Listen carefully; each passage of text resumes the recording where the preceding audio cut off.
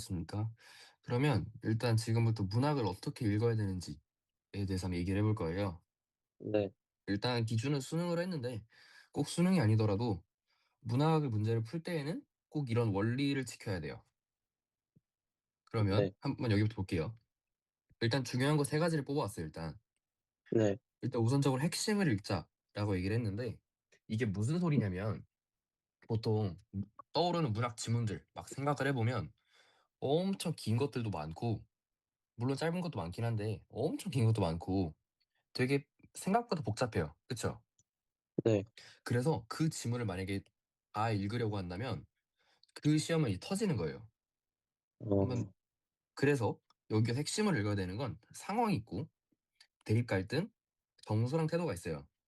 네, 이거는 분명히 다 들어봤을 거예요. 네, 근데 이거를 어떻게 얘기하는 거냐면 핵심을 읽자가 만약 예를 들어서 지문이 이렇게 있다고 했을 때 핵심적인 내용들이 이렇게 이렇게 있을 거예요. 네, 이거를 내가 여기 다 얘네만 읽어가 아니라 얘네를 세게 읽어란 소리예요.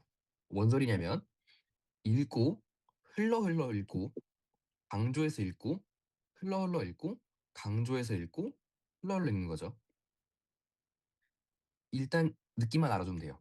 뒤에 네, 지문 보고 맞아 얘기할게요. 네, 그리고 적힌 그대로 이해하기. 이게 다들 문학은 이제 감상해야 된다는 이런 그지 같은 소리를 하는데 네, 감상을 해서는 안 됩니다. 오히려 문학 지문은 독해야 독해. 그래서 우리는 이 독해를 하기 위해서 어떤 정보를 얻어야 되냐면 일단 보기 제일 중요하고요. 그 다음에 제목, 주석을 읽을 겁니다. 주석이 뭔지 알죠? 아니요. 주석이 뭐냐면 음, 요런 겁니다. 문학 지문 밑에서 이렇게 모르는 아, 단어가 있을 수 있는 거에 대해서 표시를 해놓고 설명을 해주는 거예요. 네, 이해가 될까요? 네, 요런 거를 꼭 같이 읽어줘야 됩니다. 왜냐면은 문제를 낼 때 이걸 모르면은 문제를 풀기 힘드니까 알으라고 알려주는 거기 때문에 같이 읽어주면 됩니다. 그 다음으로는 여기 읽을 수 있는 것만 읽자는 건데 왜냐하면 분명히 고전시가 같은 지문들은 이제 모르는 글자들이 되게 많을 거예요. 한자 같은 것들이. 네, 분명히 필수적으로 공부해야 되는 내용들도 있지만 그렇지 않은 단어들도 있다는 소리죠. 그래서 학생분이 글을 읽을 때는 딱 아는 내용만, 모르는 건 그냥 이상하게 해석하지 말고 그냥 냅둬요. 아는 것만 읽으면 됩니다. 그리고 이제 행동 양식인데 문제를 풀 때 선지를 좀 끊어 읽으면 됩니다. 왜냐하면 많은 선지들이 어떻게 구성되어 있냐면 1번 뭐뭐뭐뭐 뭐뭐인데 이게 보통 A가 B하고 C는 D하다라고 선지가 나와요, 보통. 네, 그랬을 때 제일 많이 쓰는 수법이 뭐냐면 A 맞고요. B 맞는데 C가 틀렸고요. D가 맞아요. 이러면 우리는 끊어가지고 얘는 맞고 얘는 틀렸구나를 파악할 수 있어야지 한 번에 후루루루 읽다가 모르겠는데 하면 안 되는 거죠. 네, 그래서 선지를 끊어서 부분적으로 파악하는 능력이 있어야 합니다.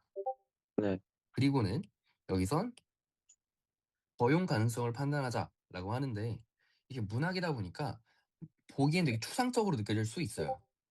이렇게 봐도 되나? 라고 생각할 수 있는데 이럴 때는 이럴 수도 있지 라고 생각하기보다는 오히려 틀린 선지를 찾아서 얘는 절대 이럴 수 없어 라는 걸 찾는 게 훨씬 편합니다. 왜냐면은 이럴 수 있지 않나? 이럴 수 있지 않나? 하다 보면은 다 그래 보여요. 어, 그러니까 문제를 풀 때는 얘 이럴 수도 있는 것 같은데라고 생각이 들면 얘는 냅두고 밑에 거가 얘 무조건 틀렸구나. 얘 무조건 틀렸네. 얘도 무조건 틀렸어. 그래서 정답이지? 가 돼야 되는 거죠. 이래야지 안 틀릴 수 있어요. 네, 그리고 의미 파악은 문맥으로라고 얘기를 했는데 보통 많은 지문들에 뭐 블라블라블 얘기하다가 기억하고 또 넘어가다가 니은 이렇게 있는 거 있잖아요. 네, 이렇게 있을 때는 많은 학생들이 기억에 대해 묻는다 기억만 보는데 절대 그러지 말고 윗짐은 아랫짐은 같이 세트로 읽어야 됩니다. 음, 그래야지 그 부분을 파악할 수 있어요. 그리고 마지막은 공통점과 차이점인데 요거는 독서에도 마찬가지인 내용인데 글을 읽을 때 반드시 얘랑 얘랑 어떤 공통점이 있는지 차이점이 있는지 같이 인식을 해주면 좋습니다. 일단 요것이 대표적인 틀입니다. 이젠 운문, 산문 다 나눠가지고 한번 읽어볼게요. 우선 운문. 운문이 뭔지 알아요? 음문, 네. 뭐예요? 시, 시죠? 예, 이런 시를 어떻게 읽어야 되느냐를 한번 같이 볼게요. 우선 대상이 있는데 보통 대상은 크게 구별을 할 수 있는데 일단 우선 인물이 아닌 것을 인물로 표현할 수 있어요.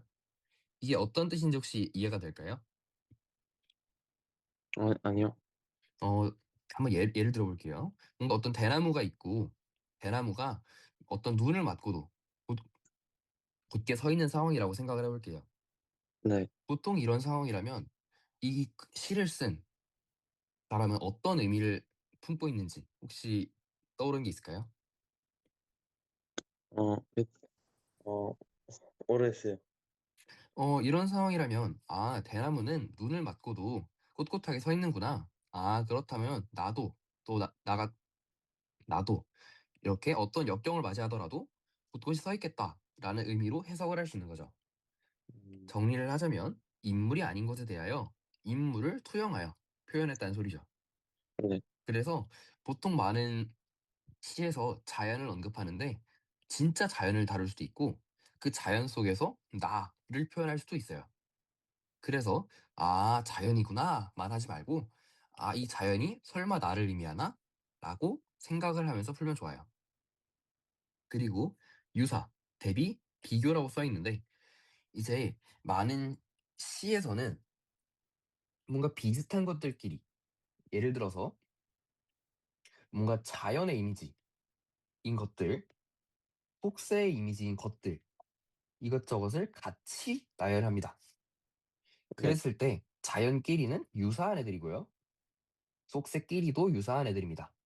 그래서 요거는 같이 묶어주시면 좋습니다. 같은 의미란 소리죠. 그리고 대비는 자연과 속세 다르잖아요. 네. 뭐 가난과富귀 이렇게 차별화되어 있는 것들은 꼭 문제에서 나오니까 같이 파악을 해주면 좋습니다. 그리고 비교 부분에서는 자연도 같은 자연이라는 의미 속에서 의미는 같은데 살짝 다를 수 있고 뭐가 어떤 좀 덜한 의미를 포함할 수도 있기 때문에 비교를 포함해 주는 게 좋아요. 그리고 마지막으로는 청자인데 이제 많은 시에서 누구누구여라고 부르거나 뭐 아이야 이렇게 이름을 부르는 경우가 많습니다. 이런 것들은 반드시 서술상 특징 문제에서 반드시 물어보니까 미리 체크를 해두는 게 좋아요. 그리고 상황 부분에서 상황 파악은 이제 왜, 그러니까 상황 파악만 하면 안 되고 왜 그런데가 핵심입니다. 많은 문제에서 이런 사건이 있지라고도 물어보지만 이래서 일어났지라고도 물어보기 때문에 요 왜를 미리 파악해둬야 돼. 미리 파악을 해둬야 됩니다. 마지막으로는 정서인데 의지, 희망, 반성, 성찰 이것들과 같은 어떤 의지가 느껴지면 반드시 문제에 나옵니다. 의지적 어조로 희망을 품고 반성하며 이런 식으로 문제에 나오니까 다 이런 것들 얘기해 주는 것들은 미리 미리 생각을 하고 체크를 하라는 소리예요. 이걸 나중에 한번 그냥 후루룩 읽고 선지 갔다가 뭐지 하고 돌아오는 것보단 이거 있지? 이것도 있었지? 이것도 있었지? 하고 내려간 다음에 그러네 그러네 이거 모르겠는데 찾아와 볼까? 여기 있었구나. 이렇게 한번 이미 체크를 하고 내려가는 게 좋은 거지. 이거를 한번 읽고 갔다가 돌아오는 건 시간 낭비이기 때문에 그러면 안 됩니다. 이해될까요? 네. 좋습니다. 그 뒤에는 산문인데요. 산문은 뭔지 알아요? 한번, 선문은 모르겠어요. 산문은 소설입니다. 아, 어, 이걸 푸는 방법은 단순해요. 인물에 체크를 해줘야 돼, 인물. 소설은 보통 인물이 대따 많아요. 뭐, 같은 이름, 다른 표현 엄청 많기 때문에 인물을 반드시 표시해줘야 됩니다. 만약에 글을 읽을 때 좋은 사람과 나쁜 사람이 구별이 되면 동그라미랑 세모로 표현해줘도 좋아요. 좋은 사람, 나쁜 사람. 근데 여기서 하나 팁이 같은 인물이 다른 표현인 경우가 많아요. 그래서 요거는 저 같은 경우는 어떻게 풀었냐면 화살표로 연결해줬습니다. 그래야지 안 헷갈리고 문제를 풀 수 있어요. 음, 그 다음으로는 상황을 파악할 때인데 시간 공간이 제시되면 박스로 표시해주세요. 뭐 예를 용궁에 갔다면 어떤 그 용궁에 네모 쳐주시고 어떤 섬에 갔다면 그 섬에 네모 쳐서 미리 반응을 해서 나중에 문제 풀 때 쉽게 돌아올 수 있도록 지금 다 하는 게 나중에 돌아올 때 쉽게 돌아오도록을 위해서거든요. 네, 그렇기 때문에 미리 체크해줘야 돼요. 미리. 그리고 이건 아까랑 동일합니다. 분명히 소설에는 갈등이 있을 수밖에 없어요. 근데 그 갈등을 왜 그런지도 파악해줘야 됩니다. 이해됐나요? 네, 좋습니다. 그 다음은 이제 기타 독해 팁인데요. 아이고 깜짝이야. 우선 정답은 분명합니다. 아까 바- 선지를 고를 때 틀린 선지를 고르라 했지 맞는가를 고민하기보단 틀렸나를 고민하라 했잖아요.